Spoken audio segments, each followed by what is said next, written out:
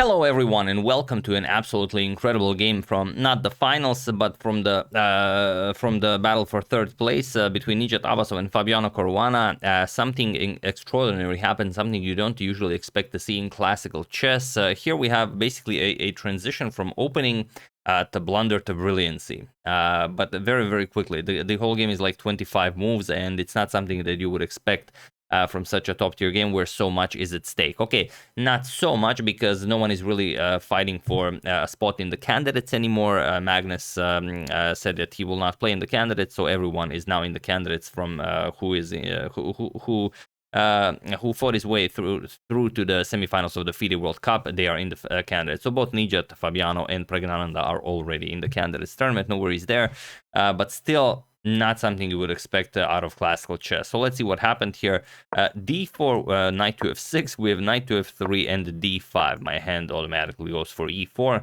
We have c4, e6, and g3. The queen's gambit decline transposes into the Catalan. We have bishop to e7, bishop to g2, and both players castles. So castles, we have d captures on c4 and queen c2. So the classical line, very standard stuff here, a6, a4, stopping b5. We have bishop to d7, and queen captures on c4, bishop to c6, and now bishop to g5. We have knight b to d7, knight to c3, and h6. And this is a perfectly normal position. There are over 200 games in the database with top-tier tournaments that reach this exact same position, and everyone plays bishop captures on f6 here. Bishop captures, knight captures, and rook f to d1. However, in this game, Nijat prepared something special for Fabi. He played bishop to f4. And okay, not much to look at, but, why not?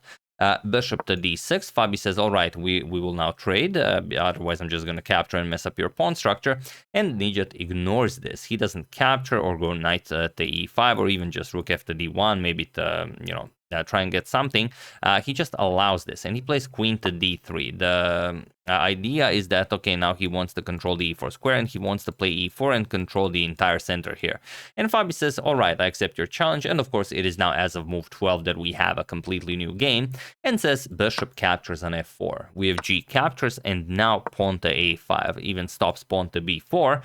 We have king to h1. Now Abasov will get the semi-open g file to use for the attack, and even bishop captures on f3. Fabi says, your knight is much more useful than my bishop here, and your bishop will not be very useful in the attack against my king. So he plays pawn to c6. Now the bishop is even less useful. Rook to g1, and now king to h8. We have pawn to e4. Nijat grabs the full center here, and queen to e7. We have rook to g3, preparing to double up on the g file, and rook 8 to d8, nicely aligning the rook with the white queen on d3. Rook 8 to g1, and now rook to g8, like something you would see, maybe from a Morphy Anderson match, but surely not something you would see between two grandmasters in 2023. But here we have pawn to e5, eliminates one of the defenders from the f6 square, knight to h7, and now queen to e3. We have knight to b6, and now bishop to e4. And here, it's a very delicate position. The way to play this is actually to play pawn to f5. It's an ugly-looking move. You even have to play e captures and f6 Abasov, but it will hold the position for black.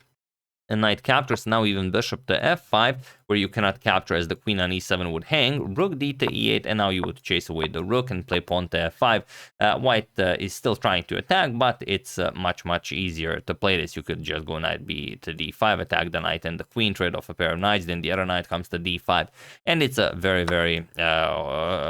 playable position. But instead, after bishop to e4, Fabi played something that cannot be explained. He played queen to b4, and usually a great move, everything involving the b4 square, going after the a4 pawn, going after the b2 pawn, but this completely blunders the game. And it's not that easy to see why unless you know.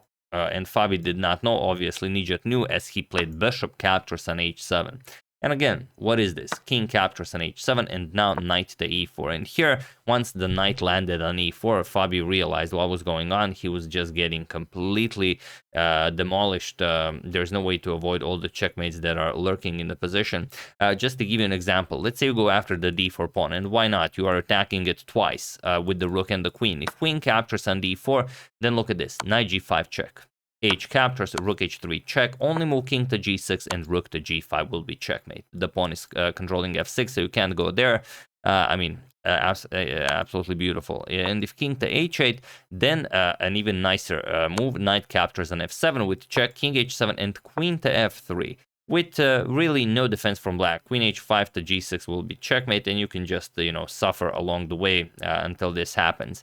So Fabio, of course, did not go for that, and he did not touch the pawn. He went queen to e7. He wants to play f5 next, then try and hold the position. But here, Nijat just played pawn to f5, and he was in this position on move 26 that Fabiano Caruana, world number 2 in classical chess, resigned the game, as there is nothing more to be done here.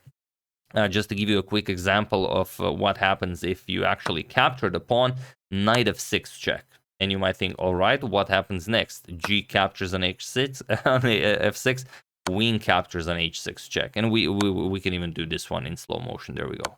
Queen captures on h6 check. That's it. King captures, and of course rook to h3 will be checkmate as the other rook controls the g file. So that will not be happening. What else can we try here? Okay, after f5, obviously you're not going to touch the pawn. You might try defending with something like what can you try? Knight to d5. You go after the white queen. Still not enough. Pawn to f6. Look at this. What do you play here? Knight captures on if you don't just rook captures on g7 and queen captures on h6, you just get destroyed. So you have to trade here, but first rook captures on g7 with check. Rook captures with check. King to h8. Now f captures on e7 with tempo on the rook on d8. So rook will move, and now the final touch, knight to f6. Attacks the rook. If you capture the pawn, then of course rook to g8 or rook to h7 will be checkmate. And if you don't, if you capture the rook, then of course you take the rook on e8 with check. The king cannot go to f8 as it's covered, cannot go to f6, has to go somewhere, doesn't really matter, or g8, regardless, knight will come to f6 with check, king to g7, e8, queen, and of course you get checkmated in basically a few moves. So there we have it, just a few moves. Up until this point it was pretty much all very, very standard stuff and a good position for both of them.